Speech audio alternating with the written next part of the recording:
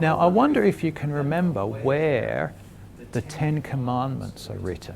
Does anybody know the Bible reference of the Ten Commandments? Yeah? What, yes, in the first 5 books of Moses, that's for sure. Yes? No? Did you? It is Exodus. It's Exodus chapter 20. And I read 23. Now, I wonder if you spotted any repetitions of some of the commandments in what I read. Did you hear any of the commands that were directly from the Ten Commandments? Maybe expressed in different ways. There is a lot of you shall not. Yes. Sorry? Yeah, yes, stealing, yeah. False witness was mentioned in there, killing was mentioned in there.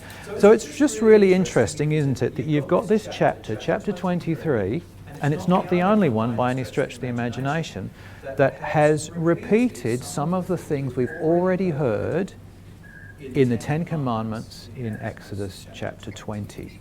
And in actual fact, if you were to read through Exodus chapter 20, which is the Ten Commandments and the story of the giving of those commandments, and then you read chapter 21 and 22 and 23, you'll find much of the same material gone over again. And you have to ask why. Why is it doing that? Well, here's what I think's going on. We have the Ten Commandments expressed in a very simple, straightforward, bullet point sort of fashion. Here they all are, laid out, one after the other, very straightforward. But then what's happening in these following chapters is something quite specific. So notice some of the things that's being said. One of the things was, you shall not follow the crowd to do what is evil. And what I think is going on in these chapters is they are starting to remove some of the excuses we give ourselves for disobeying the Ten Commandments. That's the way to think about this. So, everyone else does it. I wonder if you've ever raised children, they're good at bringing this one up. Everybody else does it, why can't I? One of those excuses. Here's another one. He's not a very nice person, so I can do whatever I like to him because of that. What else do we have?